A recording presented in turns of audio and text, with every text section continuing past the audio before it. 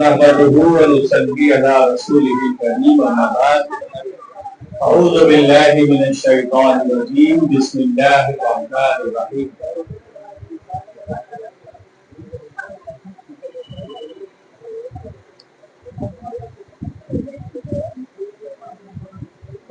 الحمد لله رب العالمين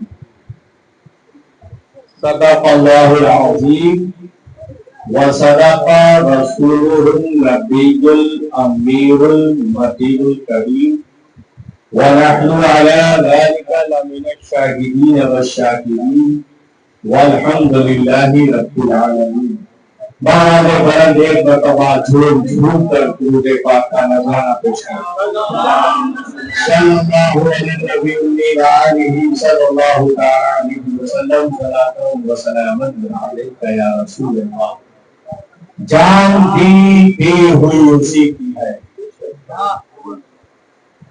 جان بھی دی ہوئی اسی کی ہے، حق تو یہ ہے کہ حق ادا نہ ہوا، کہ محمد سے وفا تو نے تو ہم تیرے ہیں، کہ محمد سے وفا تو نے تو ہم تیرے ہیں، یہ جہاں چیز ہے کیا لوح و قلم تیرے ہیں۔ دشت تو دشت دریا بھی نہ چھوڑے ہم نے، دشت تو دشت دریا بھی نہ چھوڑے ہم نے، بحر ظلمات میں دوا دیے بھولے، بحر ظلمات میں دوا دیے بھولے ہم نے۔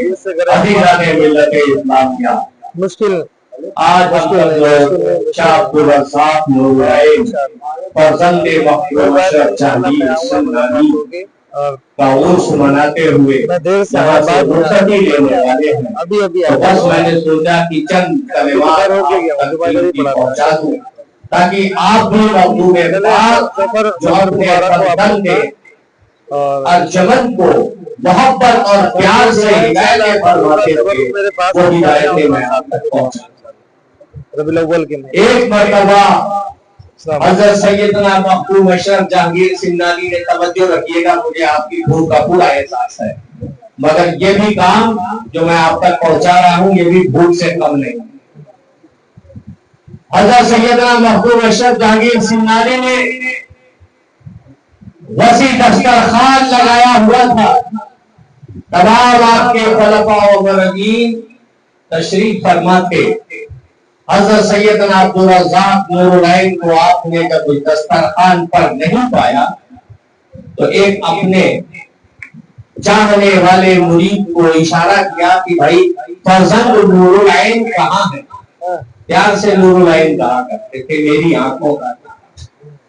تو اس مرید نے، حضرت کے اس مرید نے کہا کہ حضور صاحبزادے کچھ کیمیا کا کام سیکھ رہے ہیں۔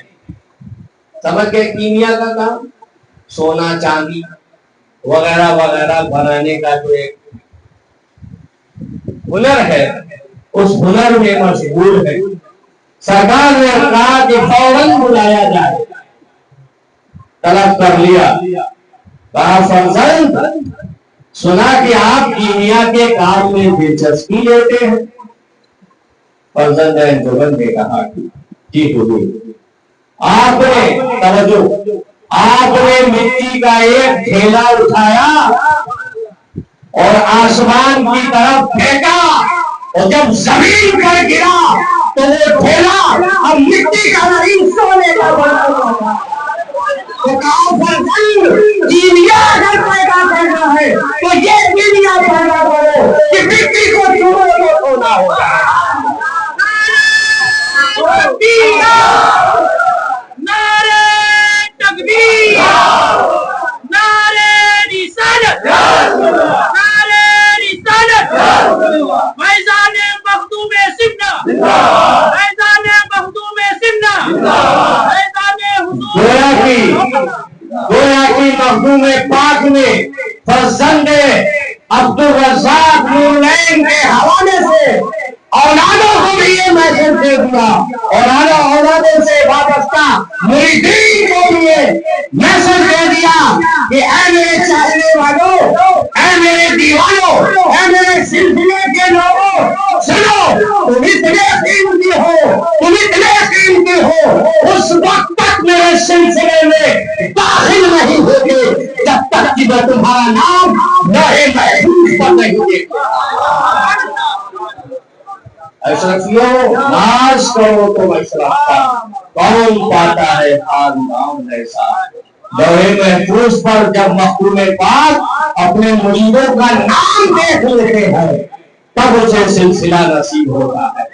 ہم اتنے قیمتی ہیں، اور یہ قیمتی اس لیے ہے کہ مخدوم پاک نے فرمایا میرے بہن کی اولاد میری اولاد ہے، جو ان سے محبت کرے گا اللہ ان سے محبت کرے گا۔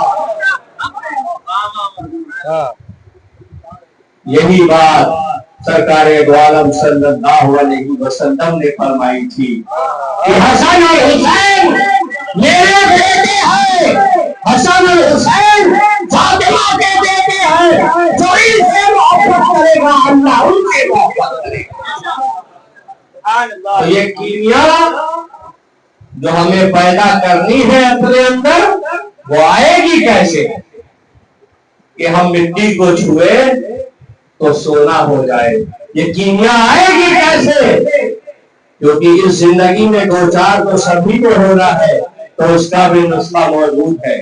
فضیل بن عیاض کا واقعہ ہمارے سامنے ہے، بات طویل ہو جائے گی لیکن شارٹ کٹ میں بتانا چاہوں گا ضرور کہ یہ کیمیا پیدا کیسے ہوگی کہ ہم مٹی کو چھوئے وہ مٹی سونا ہو جائے، یہ پیدا کیسے ہوگی یہ کیمیا، یہ صلاحیت ہمارے اندر آئے گی کیسے؟ اس کا بھی تو کچھ طریقہ ہونا چاہیے۔ تو حدیث پاک میں حضرت فضیل بن عیاض کے بارے میں حدیث آئی ہے کہ اس زمانے کے جتنے بھی راہزن تھے، قافلے کو لوٹنے والے لوگ، ان تمام قافلے کے لوٹنے والے لوگوں کے سردار آپ ہی تھے۔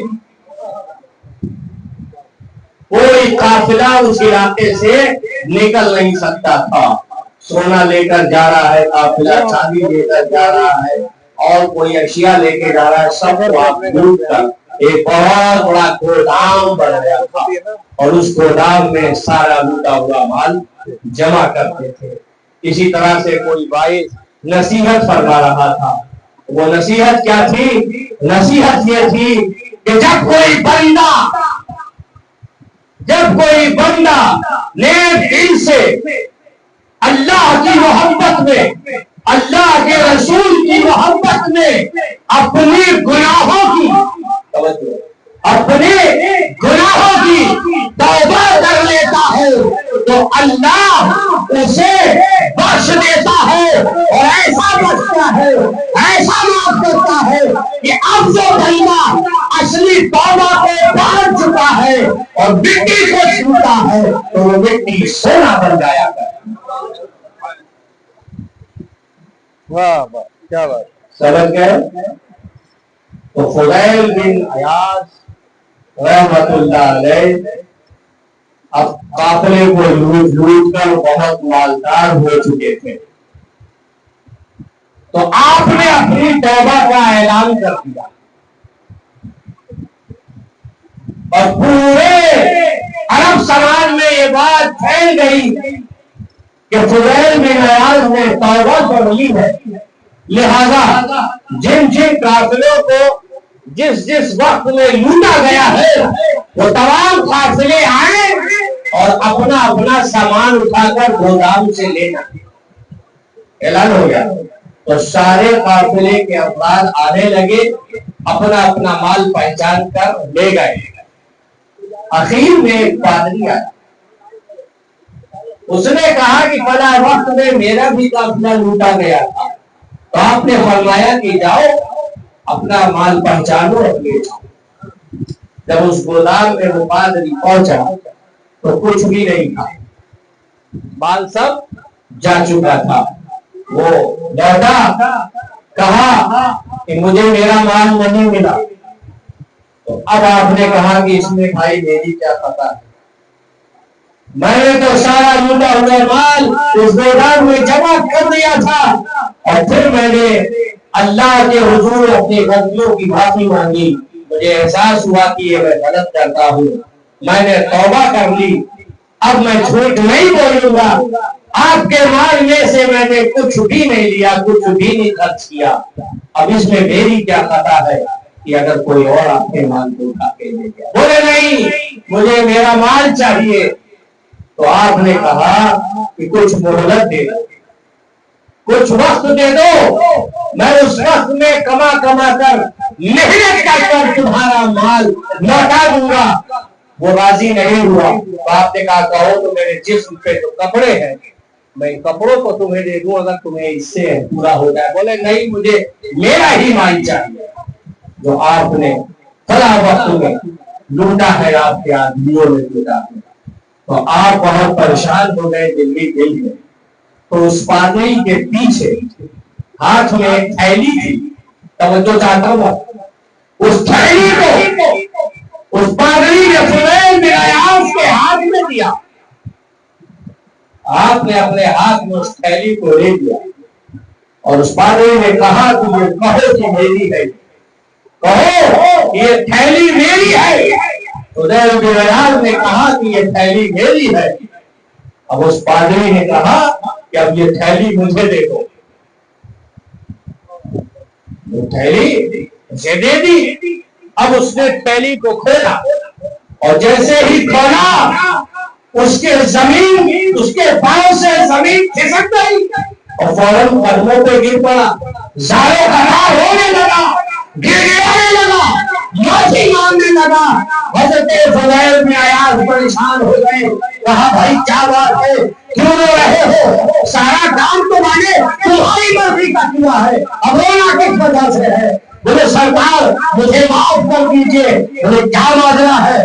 بولے میں نے اپنی کتابوں میں پڑھا ہے کہ جب کوئی انسان، جب کوئی مرد، جب کوئی عورت سچے دل سے توبہ کر لیتے ہیں اور اگر وہ مٹی کو چھوئے تو وہ سونا بن جاتی ہے، اور ان کی توبہ جب قبول ہوتی ہے تو یہ بات اللہ تعالیٰ ان کی توبہ کی برکت سے کرتا ہے۔ میں نے مٹی کی اشرفیاں بنا کر لایا تھا جن کو میں نے آپ کے ہاتھ میں دیا، اور آپ نے جیسے ہی مجھ کو چھوا وہ سونے کی بن گئی، اور مجھے بھی کلمہ پڑھائیے اور اسلام میں داخل کیجیے۔ تو کیمیا پیدا کرنا ہے تو توبہ استغفار کر دیا جائے، اور اس توبہ کے بعد جس گناہ پہ وہ توبہ ہوئی ہے لائف میں بھی وہ گناہ نہیں ہونا چاہیے۔ اور امید رکھو اپنے رب سے کہ جب آپ کی توبہ، ہماری توبہ توبۃ نصوح کو پہنچے گی تو محبوب پاک کی بات کو یاد رکھنا، وہی کے سلسلے سے وابستہ ہو کہ فرزند یہ دنیا پیدا کرو کہ مٹی کے ڈھیروں کو اوپر ہو تو سونا بن کر گرے۔ تو یہ تائبین کا حال ہے، یہ توبہ کرنے والوں کا حال ہے۔ توبہ کرنا کوئی فالتو چیز نہیں ہے، اللہ توبہ کرنے والوں کو پسند کرتا ہے۔ ان اللہ یحب التائبین، اللہ توبہ کرنے والے کو پسند کرتا ہے، اللہ متقیوں کو پسند کرتا ہے، اللہ نیکوکار لوگوں کو پسند کرتا ہے، گناہوں سے جو ڈرتے ہیں اللہ ان کو پسند کرتا ہے۔ تو اس لیے تائبین بنو، توبہ کرنے والے بنو۔ توبہ سے اللہ تبارک و تعالی رزق کے راستے کھول دیتا ہے۔ ہاتھ کی جو تنگ دستی ہوتی ہے اس تنگ دستی کو اللہ تبارک و تعالی اپنے فضل سے دور کر کے گھروں میں خوشحالی کر دیا کرتا ہے۔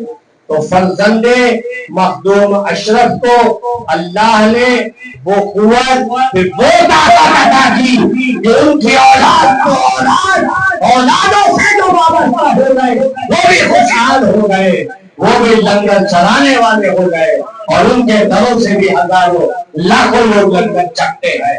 اور دنیا میں محبوب اشرف جہانگیر سنگھانی کا شہرہ ہے کہ اشرف تیرے لنگر کا کیا ہے اسے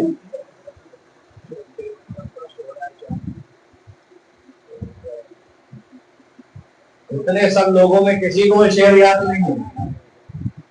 ارے بھائی روزانہ شاعر پڑھتا ہے، اپنے من سے ہی ایک شعر بنا دو.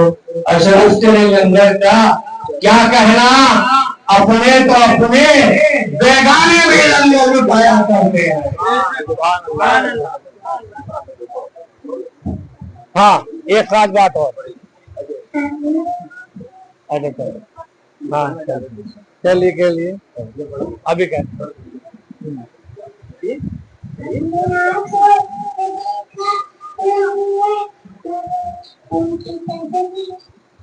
بولیے.